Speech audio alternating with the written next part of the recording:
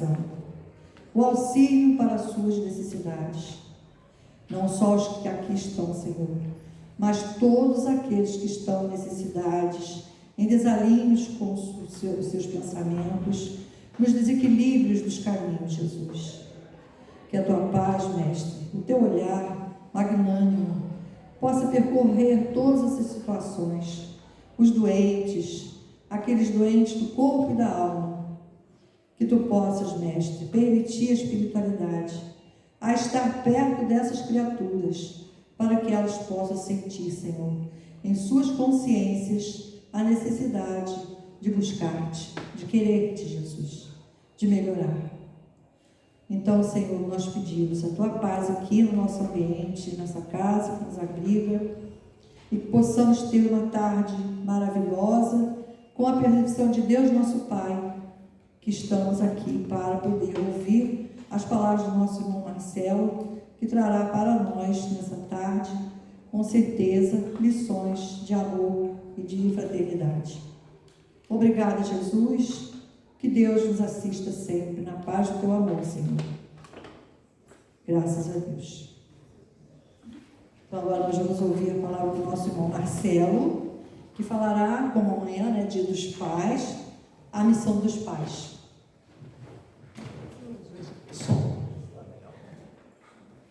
Boa tarde. Boa tarde.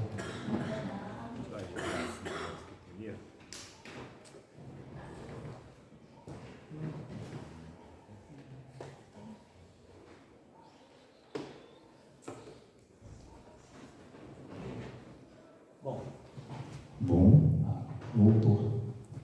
Tem um obsessor nesse som aí que de vez em quando ele desaparece. Bom, para variar,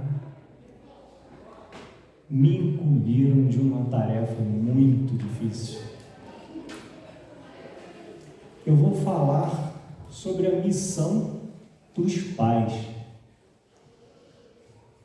Se a gente olhar ao redor, o número de homens neste auditório, que vocês estão vendo, claro, é bem menor. Mas, como nós sabemos que nós somos espíritos reencarnantes, provavelmente cada um de vocês que aqui está, um dia já esteve nesse papel. E existem muitos de vocês que desempenham os dois papéis, de pai e de mãe. Então, o que eu vou trazer hoje para vocês cabe aos dois. É lógico que a gente fala de pais por conta da comemoração que acontecerá amanhã, né? Enfim, vamos começar com uma palavra de Madre Teresa de Calcutá. Ela disse assim: ensinarás a voar, mas não voarão teu voo. Ensinarás a sonhar, mas não sonharão o teu sonho. Ensinarás a viver, mas não viverão a tua vida. Ensinarás a cantar, mas não cantarão a tua canção. Ensinarás a pensar, mas não pensarão como tu. Porém, saberás que cada vez que voem, sonhem, vivam, cantem, pensem, estará a semente do caminho ensinado e aprendido.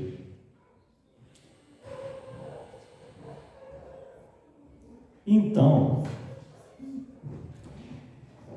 a gente sabe que a gente não cria filho, não educa o filho, como se fosse propriedade nossa.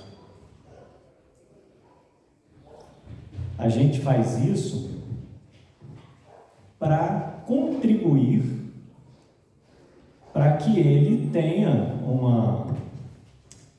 condições de caminhar com as próprias pernas. E se a gente for observar, hoje em dia, isso está cada vez mais complicado, né?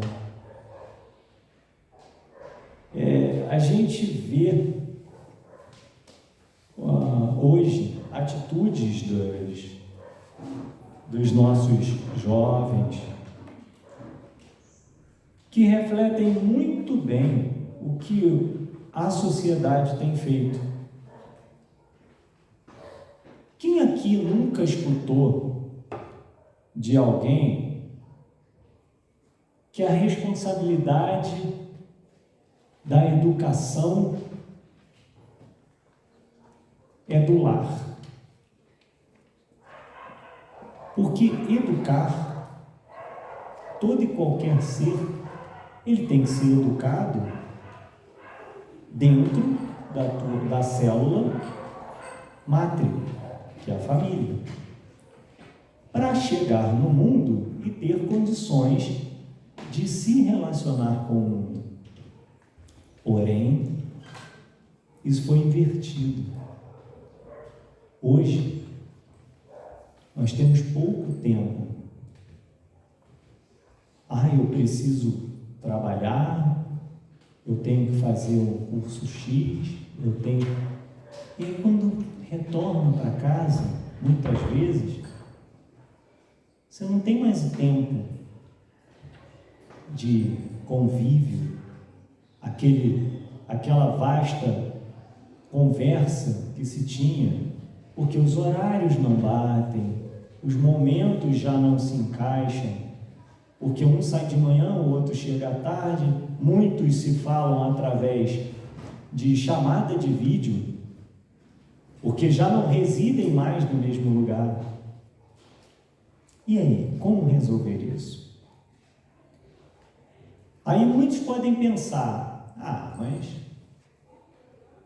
eu estou tranquilo porque eu fiz o meu melhor. Vamos ver se realmente fizemos. Todo mundo conhece a parábola do filho pródigo? Quem não conhece, levanta a mão. Olha, todo mundo conhece. Mas vocês realmente entenderam o que ela quis dizer? Quando eu falo do filho pródigo, todo mundo pensa em quem? Naquele filho que saiu de casa, pediu a sua parte ao pai e foi ganhar o mundo. Todo mundo pensa nesse. Então vamos ler a parábola e vamos analisá-la. Um homem tinha 2 filhos. Disse o mais moço a seu pai: meu pai, dai-me parte dos meus bens que me toca. E ele repartiu seus haveres entre ambos. Poucos dias depois, o filho mais moço, ajuntando tudo o que era seu, partiu para um país longínquo. E lá dissipou todos os seus bens, vivendo dissolutamente. Depois de ter consumido tudo, sobreveio àquele país uma grande fome, e ele começou a passar necessidade. Foi encostar-se a um dos cidadãos daquele país, e a este mandou para os seus campos guardar porcos. Ali desejava ele fartar-se das alfaborras, que são vagens amargas que eram dadas aos porcos. Que os porcos comiam, mas ninguém lhes dava. Caindo, porém, em si, disse: quantos operários de meu pai têm pão com fartura, e eu aqui estou morrendo de fome? Levantar-me-ei, irei a meu pai e dir-lhe-ei: Pai, pequei contra os céus e diante de ti, já não sou digno de ser chamado seu filho. Trata-se como um dos seus diaristas, dele e correndo de seus diaristas. Levantou-se, foi para seu pai. Estando ele ainda longe, seu pai o viu, e teve compaixão dele, e correndo, o abraçou e beijou e disse ao filho: Pai, pequei contra os céus e diante de ti. Já não sou digno de se chamar teu filho. O pai, porém, disse aos seus servos: Trazei-me depressa a melhor roupa, ponde-lhe um anel no dedo, sandália nos pés, e trazei também um novilho cevado, matai-o e comamos. Porque este meu filho era morto e reviveu, estava perdido e se achou. E começou-se a festa. Seu filho mais velho estava no campo. Quando voltou e foi chegando em casa, ouviu a música e a dança, e chamou um dos criados, perguntando-lhe o que era aquilo. Ele respondeu: Chegou teu irmão, teu pai mandou matar um novilho cevado, porque o recuperou com saúde. Ele se indignou e não queria entrar, e saindo, seu pai procurava conciliá-lo. Mas ele respondeu a seu pai: Há tantos anos que te sirvo, sem mais transgredir uma ordem tua, e nunca me deste um cabrito para que eu festejasse com os meus amigos. Mas quando veio este teu filho, que gastou os teus bens, tu mandaste matar ele um novilho cevado. Replicou-lhe o pai: Filho, tu sempre estás comigo, e tudo que é meu é teu. Entretanto, cumpria-nos regozijarmos e alegrarmos, porque este teu irmão estava morto e reviveu, estava perdido e se achou. Quando a gente escuta isso, eu queria que vocês me dissessem o que vocês acham do pai, do filho mais velho e do filho mais novo. Alguém tem alguma opinião com relação ao comportamento de cada um? O filho mais velho foi egoísta. Foi egoísta. E o filho? Estava perdido. E o pai? O pai é pai, Né? A gente tem que lembrar uma coisa que é muito importante. Isso aqui, quando a gente analisa, a gente está pensando em que pai? Num pai do Ocidente ou um pai do Oriente? Primeiramente. Segundo, um pai naquela época e um pai de agora. Se hoje acontecesse isso, vamos pegar isso daqui e transportar para os dias atuais.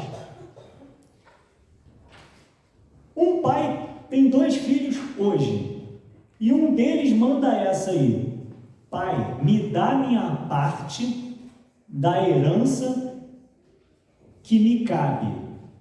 Qual é a primeira coisa que vocês vão pensar desse filho que pediu isso? Alguém aqui que tivesse 2 filhos e um deles pedisse a herança, ficaria feliz? Quando é que o filho herda a herança? Olha só que interessante, hein? Se o teu filho está te pedindo os bens agora, a parte dele, o que ele está desejando para você? Pois é. Não foi diferente na época. Não era diferente na época. E aí a situação do egoísmo do filho mais velho, por que ele ficou tão indignado com a situação? Vamos supor que você não ficasse triste que o filho mais novo pediu a parte dele da herança, mas já dividiste os bens entre os 2, deu para cada um o que lhe cabia, um saiu, torrou tudo e o outro ficou ali bonitinho administrando. Você ia dizer que o filho bonzinho era quem? O que gastou tudo ou o que cuidou dos bens? O que torrou a grana é o bonzinho. Não, mas ele não se arrependeu ainda, ele só pegou o dinheiro e meteu o pé. E você deu dinheiro para os 2. Você deu 50-50, 50% para cada um, e um foi embora. Só pegou a grana, meteu o pé e o outro ficou lá contigo, com a parte dele. E você está vivo, hein? Você ainda está vivo. Você ia pensar assim, pô, cara de pau, né? O que ele queria era só o dinheiro. Só que todo mundo esquece de uma coisa. O filho só fez isso porque algo aconteceu antes. Que ninguém nasce. Você não vê uma criança de 4 anos de idade falando: pai, dai-me tudo que me pertence, que eu vou ganhar o mundo. Alguém já viu uma criança fazer isso? Não. Esse filho aí, quando ele fala filho mais novo, ele não diz a idade, diz. Não era adolescente. O mais velho não era criança. E esse pai não era jovem. Então, a gente tem que analisar quanto tempo se passou até isso acontecer. E como é que foi o antes? Então, para a gente entender isso, vamos agora analisar o que o Espiritismo fala. Livro dos Espíritos, parte 2, capítulo 4, questão 208. Nenhuma influência exercem os espíritos dos pais sobre o filho depois do nascimento deste? Resposta: ao contrário, bem grande influência exercem. Conforme já dissemos, os espíritos têm de contribuir para o progresso uns dos outros. Pois bem, os espíritos dos pais têm por missão desenvolver os dos seus filhos pela educação, constituir-lhes isso uma tarefa, tornar-se-ão culpados se vierem a falir em seu desempenho. Olha a zebra aí. Alguém pode falar assim: ah, não é culpa minha. Aí o espírita fala o seguinte: não, mas é um espírito muito difícil. Nossa, isso é culpa dele. Eu não tenho culpa. Só que ele não fez nada. Continuando. Livro dos Espíritos, parte 2, capítulo 10, questão 582. Pode-se considerar como missão a paternidade? É sem contestação possível uma verdadeira missão. E ao mesmo tempo grandíssimo dever e que envolve mais do que pensa o homem, a sua responsabilidade quanto ao futuro. Deus colocou o filho sob a tutela dos pais, a fim de que estes o dirijam pela senda do bem, e lhes facilitou a tarefa, dando àquele uma organização débil e delicada, que o torna propício a todas as impressões. Muito há, no entanto, que mais cuidam de aprumar as árvores do seu jardim e de fazê-las dar bons frutos em abundância, do que de formar o caráter de seu filho. Se este vier a sucumbir por causa deles, suportarão os desgostos resultantes dessa queda e partilharão dos sofrimentos do filho na vida futura, por não terem feito o que lhes estava ao alcance para que eles avançassem na estrada do bem. Está lascado. Não adianta dizer que não sabia. A regra é clara. Livro dos Espíritos, parte 2, capítulo 10, questão 583. São responsáveis os pais pelo transviamento de um filho que se envereda pelo caminho do mal, apesar dos cuidados que eles dispensaram? Aí vem a tranquilidade. Não. Porém, quanto piores forem as propensões do filho, tanto mais pesada é a tarefa e tanto maior o mérito dos pais, se conseguirem desviá-lo do mau caminho. Se um filho se tornar homem de bem, não obstante a negligência ou os maus exemplos de seus pais, Tiram estes daí algum proveito? Aí a resposta é ótima. Deus é justo. Em suma, se a gente faz de tudo para que não dê errado e dá errado, a gente fez o que estava ao nosso alcance. Fizemos de tudo, mas mesmo assim não deu certo. Ele continuou, porque tem livre-arbítrio, continuou no caminho que ele quis seguir. Mas a minha parte eu fiz. Então, olha a diferença. Vou ficar condoído, triste, não vou ficar feliz porque ele não seguiu o caminho que eu lhe ensinei, mas eu ensinei. Eu fiz de tudo, lutei até o último minuto para que ele fosse um homem de bem, mas ele não quis. Responsabilidade dele. Não fiz absolutamente nada e ele se deu bem, seguiu o caminho do bem, foi um homem de bem, apesar de eu não ter feito nada. Mérito dele.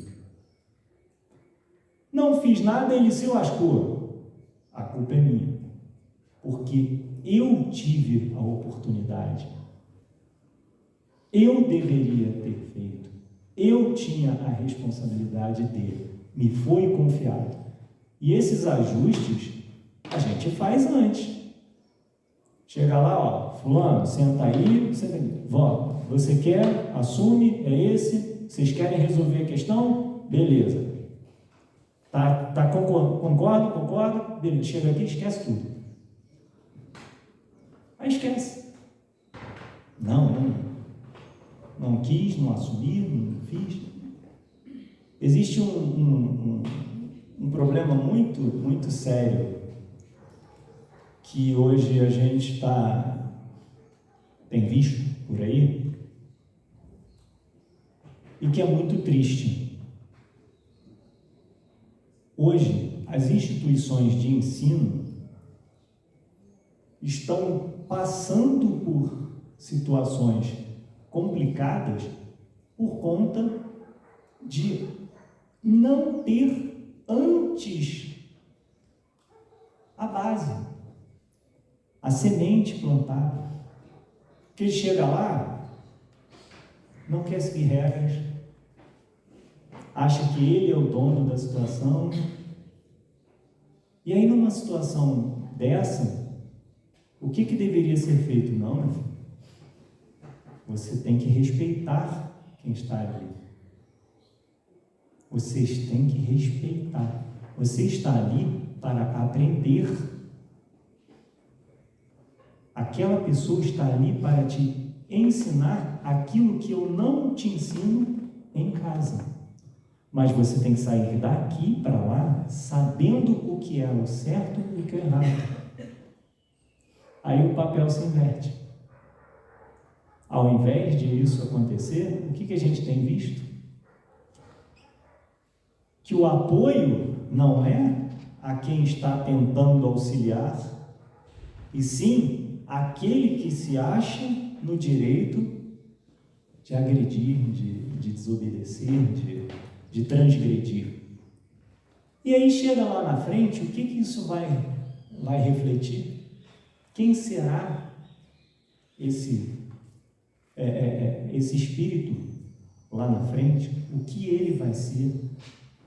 Qual será o papel dele na sociedade? Como ele vai agir na sociedade? Eu vou dar um exemplo muito legal, puxando sardinha para o meu lado.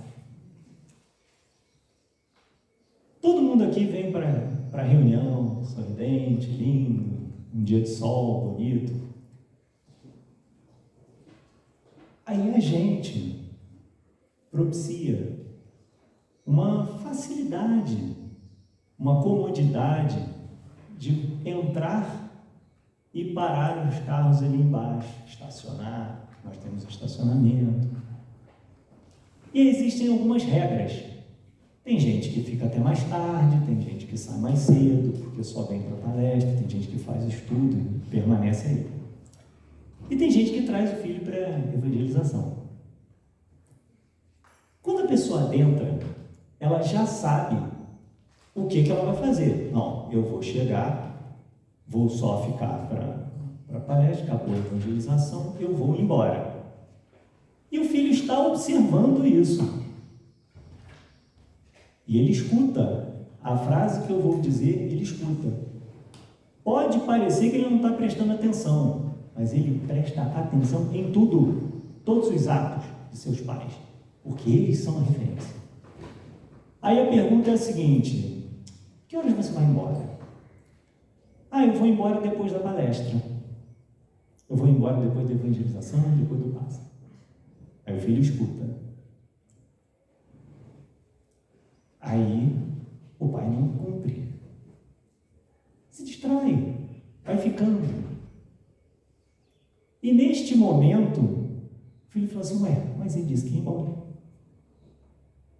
E aí esta pessoa acaba criando uma situação complicada, porque como ela disse que ia sair antes, ela pode estar bloqueando uma outra pessoa que está desejando ir embora, que já cumpriu coisa.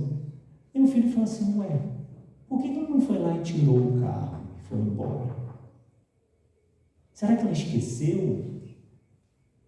E aí guarda isso. Aí a mesma pessoa está na rua, está passeando, tem uma placa que diz proibido estacionar. Mas é rapidinho. E o filho está vendo. Vou levá-lo na escola. Tem a possibilidade de entrar, deixar e sair. Não, vou parar lá fora, em fila dupla, vou largar o carro lá e vou levá-lo até lá. E ele está observando. E aí um belo dia, e ele não fala nada, aí um belo dia, você vê esta criatura, os anos se passam, e esta criatura tem a mesma atitude. E aí o pai vai recriminá-lo. Fala assim: não pode, meu filho, isso não pode ser feito. O que vocês acham que ele vai dizer?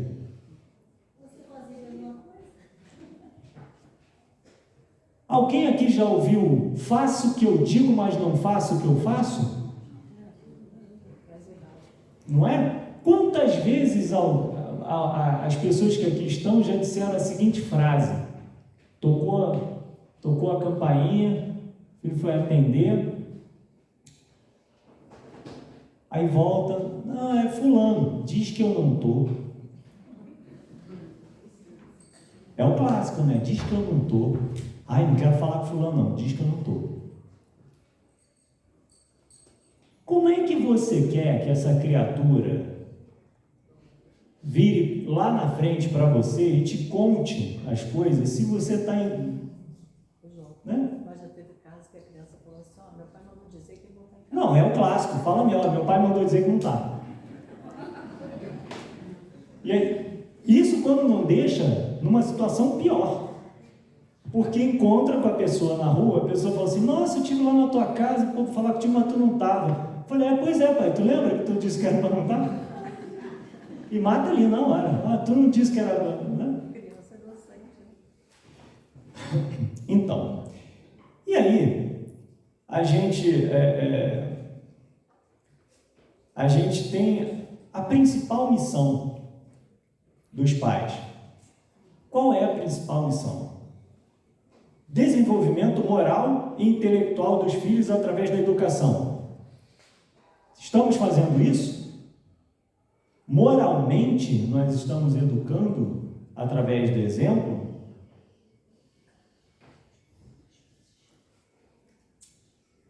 Conceito, eles não são donos das crianças, mas sim zeladores encarregados de orientar e preparar os espíritos reencarnados para o caminho do bem. Então, isso é baseado no exemplo. Quando a gente pensa em Jesus, a frase é sempre a mesma: nossa, Jesus educava pelo exemplo. Se a gente escuta esse negócio há séculos que a gente vem ouvindo isso, por que a gente, na hora que a gente tem que fazer, por que a gente não dá exemplo? Tem umas situações que parecem bobas, mas que tem uma importância muito grande para o jovem, para a criança. Essas coisas de diz que eu não estou. Ah, eu vou fazer isso, mas você não pode fazer porque você é criança.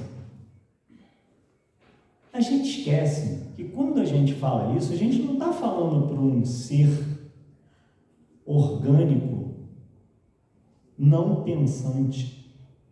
A gente está falando, muitas vezes, para um espírito que é muitas vezes mais maduro e mais velho do que até quem está ali no papel de pai. Quantas vezes a gente já ouviu que o filho deu lições, ensinou ao pai ou à mãe com a sua atitude e se pergunta: onde você aprendeu isso? E quando pergunta onde você aprendeu isso, porque não foi em casa, porque se eles não fazem, não pode ter sido ali. E por mais complicado que seja, a gente sempre vai ter aquela comparação de que a grama do vizinho é mais verde. Ah, mas o pai do fulano não faz isso, o pai do fulano deixa. Qual é a frase clássica quando o filho fala, mas todo mundo vai? O que pai e mãe responde? Você não é todo mundo. Não é? Todos nós somos seres individuais. Por que na hora do filho, o pai não acha que ele não é individual, que ele é propriedade? Ah, eu não vou deixar meu filho fazer isso não, porque ele não tem condição de fazer ainda. Como é que você sabe que ele não tem condição se você não analisa, se você não observa, se você não convive? Porque muitas vezes ele desconhece o que esta criatura está fazendo. Modernidade. Quantos de vocês aqui sabem exatamente o que contém no celular de seus filhos? Quais os programas que estão instalados ali e o que ele anda fazendo? Se vocês disserem para mim, eu conheço tudo que ele faz com aquele negocinho, vocês estão iludidos, porque não sabem. Existem programas no celular dos filhos de vocês que não deveriam estar lá. E se por acaso vocês encontrarem, apaguem. A gente escuta, vê na mídia, nas televisões, atrocidades que são feitas pelos jovens uns com os outros através de programas específicos. E a gente não faz a menor ideia como acessa, como ele conseguiu aquilo, e o que... Ah, não, ele está... É uma rede de relacionamento. Ah, eles estão conversando. Ah, é WhatsApp. E não é. São programas que hoje se tornaram caminho para que se façam os desafios, que tenham atitudes agressivas uns com os outros, e muitos pais desconhecem. E cada hora eles migram para um outro. E aí quando você tem o controle de utilização das mídias, eu controlo, eu sei onde meu filho está, eu sei o que ele está fazendo. Será que sabe? Porque a coisa mais fácil que tem é a criatura pegar, desabilitar determinados aplicativos e você não vai rastrear aquela criatura de jeito nenhum. A única forma de você saber onde o seu filho está é você pegar ele, levar numa clínica, implantar um chip nele, igual cachorro.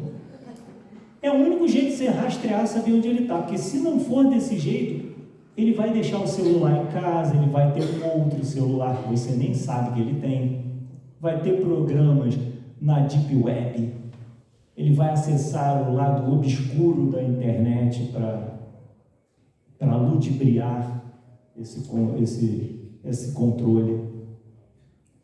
E a utilização dentro de casa, porque, não, mas meu filho não sai de casa, mas ele fica no quarto, porta fechada, trancada.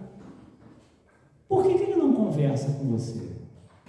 Por que ele não chega e se relaciona com as coisas?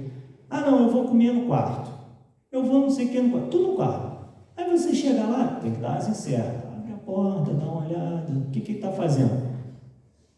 E ele vai fazer exatamente o que eu vou dizer, tá? Não está no celular. Esquece, não, o celular eu peguei e tal, mas tem um notebook, tem um computador lá. A porta fez Ctrl Alt, mudou a tela. Ele está estudando. Tu saiu do quarto, ele mudou de novo para outra página. E vai fazer isso. Eu digo para vocês que vai. Não adianta que ele vai fazer. E qual é a única forma de você ter certeza de que ele não vai cometer esses erros? Se você fizer exatamente o que eu li aqui, que é a função do pai. Eu vou te proteger, eu vou te educar, eu vou cuidar de você, até que você tenha condições de andar com as próprias pernas. A responsabilidade é minha. Aí a gente vê crianças, 8, 9 anos, deprimidas. Mas o que aconteceu? Não. Só estou triste. Mas por que você está triste? E aí, é só uma tristeza, meu filho está só triste. Mas por quê? Não tem preocupação nenhuma. Aí você começa a pensar, mas eu dou tudo que ele quer. Eu dou tudo que ele precisa. Mas será que você fala com ele? Você senta para conversar? Você dá a sua presença? O pouco tempo que você tem, esse tempo, ele é rico? Ele tem relação ali? Ou será que esse tempo é só oi, tudo bem? Eu queria falar, agora eu não posso, estou ocupado. Agora não dá. Eu tenho uma reunião importante. A gente tem que pensar nisso. Porque a responsabilidade vai bater na porta lá na frente.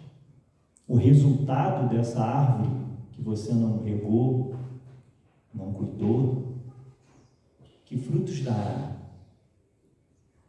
E aí, voltando para a parábola do filho pródigo, olha que interessante. Nós estamos falando de um pai judeu. Para um pai judeu correr é uma coisa muito séria está acontecendo. Porque o pai judeu, quanto mais devagar ele andava, quanto mais tranquilo ele estava, mais importante era a imagem dele perante aqueles que ele comandava. Porque esse exemplo do filho pródigo, esse cara era um cara rico, ele tinha posse, porém, mesmo com tudo que ele tinha, naquela época, naquela região, você não matava um boi, porque quando você matava um boi, alguém aqui consegue consumir, uma família consegue consumir um boi? É muita coisa. Isso dá festas de dias. E é muito caro você fazer isso. Você não matava um animal desse, que custava muito caro fazer. E você tinha que convidar todos da região para que aquilo não se perdesse. Então, para ele ter feito o que ele fez, realmente, era motivo realmente de comemoração. E o filho mais velho se sentiu ofendido, porque ele sempre esteve ali trabalhando, mas em momento algum, ele, por ser mais velho, ele chegou perto do irmão mais novo e tentou convencê-lo a não fazer o que ele queria fazer. Em momento algum, o filho mais velho achou um absurdo o irmão mais novo pedir parte da herança, porque isso era grave. Ele estava desejando que o pai morresse. Então, existia ali uma rixa entre os dois. Todo mundo fala, pô, coitado, ele passou tal e aprendeu. O outro está revoltado porque ele esteve sempre ali, não era o preferido, apesar de ser o primogênito. Quando a gente pensa nisso, gente, naquela época, o filho primogênito era o cara que tinha a prioridade sobre a maioria das coisas. O pai não ia confiar ao mais novo a administração de seus bens, ele ia confiar ao mais velho. E por um motivo lógico. Se você tem um filho de 18 e um filho de 12, tu não vai mandar o de 12 administrar a casa. Você vai pegar o de 18 que você entende que ele já é maduro o suficiente para. Funcionava da mesma forma. Mas por ter acontecido o que aconteceu com o mais novo, ele foi muito mais maduro na hora que ele admitiu que ele não era digno de ser filho de seu pai, que ele queria ser empregado, porque ele viu que ele, por ter feito o que ele fez, ele não tinha o direito de voltar e reivindicar mais alguma coisa. Ele entendeu isso. Quantas vezes a gente vê uma criança arrependida por ter feito algo errado? Se ela cai em si, se ela sabe que aquilo que ela fez é errado, a atitude dela é de se sentir envergonhada, de pedir desculpa. Em momento algum, o filho mais velho pediu desculpa ao pai por ter pensado o que pensou, por ter tido a atitude que teve. O pai não estava dando privilégios ao filho mais novo, ele estava ensinando o mais velho que ele deveria ter tido uma atitude diferente quando seu irmão resolveu fazer o que fez. Nenhum dos dois impediu. Nenhum dos dois, nem o pai negou, nem o irmão mais velho orientou o mais novo. E se a gente for pensar, hoje em dia, se você tiver no mesmo ambiente pessoas de idades diferentes, com filhos de idades diferentes, normalmente o comportamento é o mesmo, quando não deveria ser. Ninguém pode ser tratado da mesma forma, porque ninguém é igual a ninguém. Às vezes você lida com um filho mais novo de uma forma mais firme, por ele ser mais novo, quando na verdade o mais velho deveria ter também, ser mais firme. Mas você só percebe quem precisa apertar e quem você precisa soltar se você observar, se você conviver, se você entender a necessidade dessa criatura. Muitas vezes, os pais esquecem que os filhos só precisam ter atenção. Só querem ter um pouco da atenção do pai, o carinho do pai, e muitos não têm. Ou por não conhecer, por não ter o pai presente. E aí quem vai desempenhar esse papel? O mundo? A gente precisa refletir. O que nós queremos deixar? A gente quer uma pessoa que tenha condição de melhorar, de se tornar alguém melhor, porque não se enganem.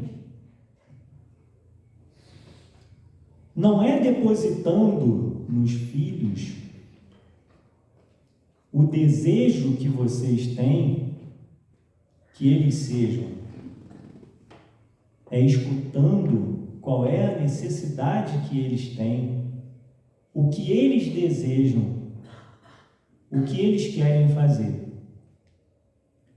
Eu tenho alguns amigos que eu lembro que o pai sempre quis que ele seguisse determinada profissão e fez de tudo para a pessoa seguir aquela profissão.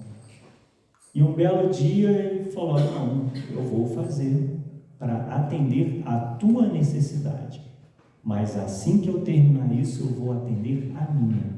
E ele assim fez. Se formou no que o pai queria, mas foi seguir a sua vida e foi ser o que ele queria, o que ele tinha desejo. E isso nunca foi observado, nunca foi levado em consideração. Então, para que sejamos bons pais, para que tenhamos homens de bem, vamos voltar os olhos para o jovem, olhar a necessidade, o desejo, o que eles realmente estão fazendo e orientar. Eu presenciei no final de semana passado, houve um evento aqui em Petrópolis, um evento num local isolado, e os jovens que saíam de lá se olhavam e falavam: gente, o que eu ouvi é uma coisa, agora você vê um estado assim que é indescritível, pareciam zumbis. E aí eu me perguntei: será que essas criaturas vieram para cá e os pais têm ciência de onde eles estão, o que eles estão fazendo e como eles estão? As coisas que eram ditas, as coisas os desejos.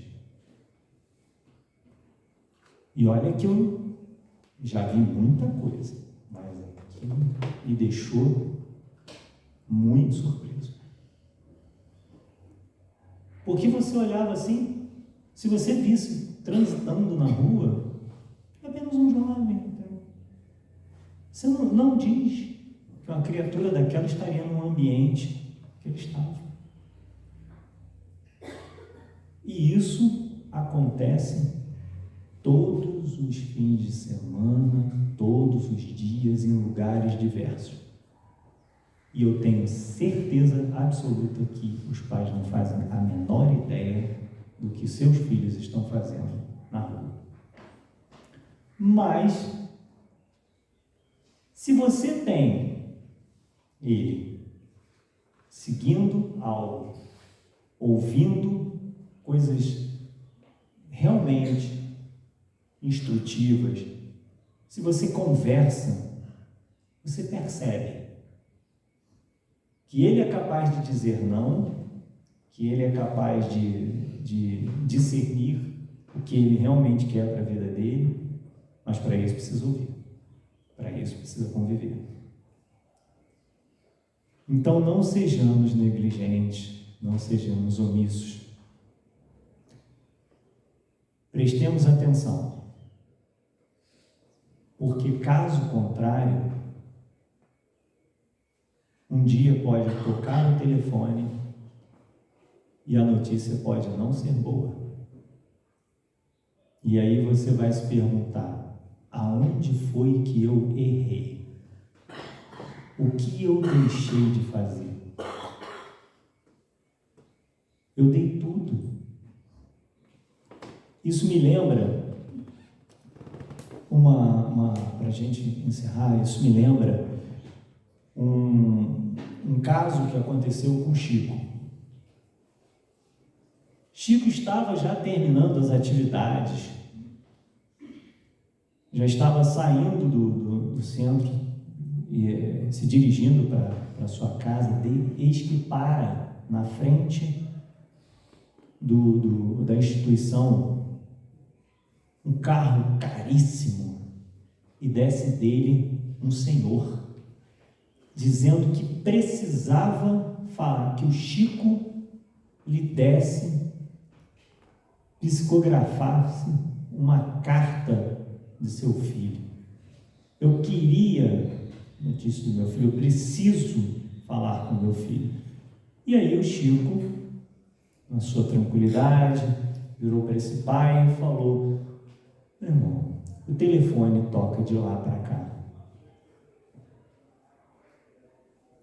E ele insistindo, e o Chico, eis que neste momento Emmanuel assume.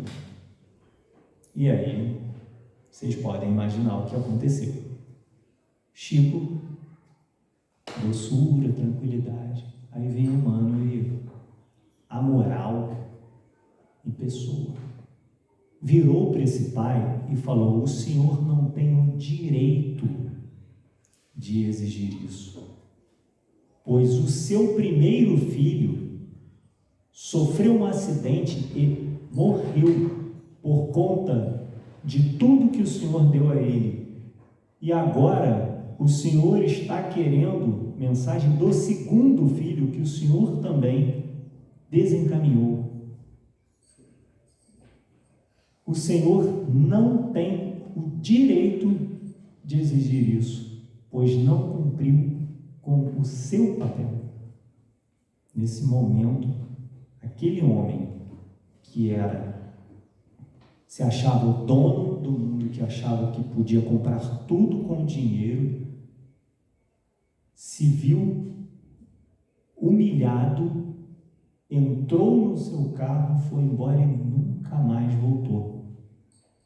Porque ele sentiu o que era, que aquilo que ele estava desejando, o que ele queria, não era notícias do fim. Ele queria amenizar o seu sofrimento, porque ele tinha consciência do que tinha feito, que o resultado foi ele quem proporcionou.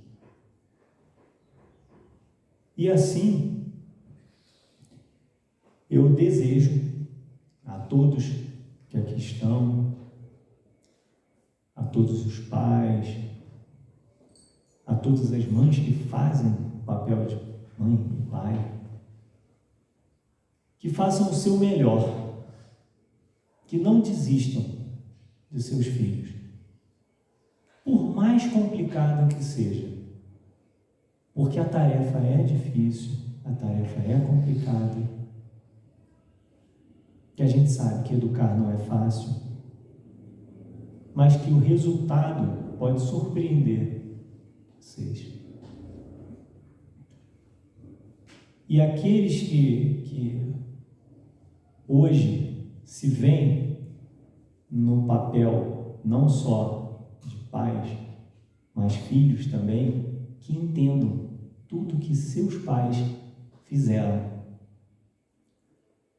que eu tenho certeza que fizeram o melhor, que deram exemplo para vocês, porque para vocês estarem aqui, vocês escolheram. Ninguém está aqui obrigado. Ninguém está aqui obrigado. Ninguém veio para cá obrigado. Todos vocês optaram por estar aqui. Vocês poderiam estar em qualquer lugar. Um dia serão os filhos de vocês aqui. Um dia um filho de vocês vai virar e falar que é muito grato por tudo que vocês ensinaram, por toda a orientação que vocês deram. E isso não tem preço. A consciência do trabalho bem feito, saber que vocês fizeram o que estava ao alcance de vocês, não tem preço. Então eu desejo uma boa tarde para vocês. Obrigado pela paciência de vocês, por ter escutado este ser que não tem o direito de dizer tudo o que disse para vocês, pois não tenho a experiência que vocês têm. Mas, do outro lado da moeda, eu entendo que se eu sou o que eu sou hoje, se eu sigo o meu caminho, procurando ser uma pessoa melhor, procurando ser uma pessoa correta, é porque eu tive lá atrás uma pessoa que me deu como exemplo o norte, uma pessoa que foi honesta, que foi justa e que me ensinou tudo o que eu sei. Se vocês o fizerem, eu garanto que eles vão estar prestando atenção em vocês. Uma boa tarde.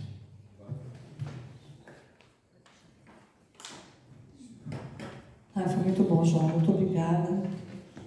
É muito importante a gente lembrar desses detalhes da nossa vida, né? Porque a paternidade é uma missão. E chegará o dia que Deus perguntará a cada um de nós o que foi feito dos filhos que eu te confiei.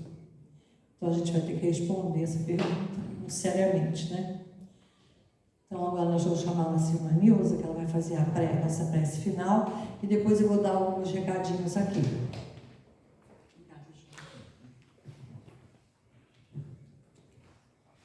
Obrigada, Mestre Jesus, pelo estudo da tarde. Obrigado por termos escolhido estar aqui nessa casa de luz, de bênçãos que nos acolhe. Obrigada por toda a evangelização que já está acontecendo nesse momento. E obrigada também, Senhor, pelos estudos que daqui a pouco irão acontecer. Senhor, te pedimos também por todos os que sofrem, encarnados, desencarnados, que estão nesse momento com corações apertados, que estão nesse momento em hospitais, manicômios, casas de detenção, enfim, Senhor, nos lares onde não conhecem a Tua paz e a Tua luz. Que essa prece possa se fazer presente, levando uma faísca do Teu amor. Permita, Senhor, que possamos ter um bom final de semana e que amanhã, no que chamamos como Dia dos Pais, que possam, Senhor, realmente os pais terem consciência da sua missão e que esses filhos também possam se conscientizar de respeitarem seus pais. Obrigado, Mestre amado, por tudo, que a sua presença constante continue conosco. Que assim seja, graças a Deus.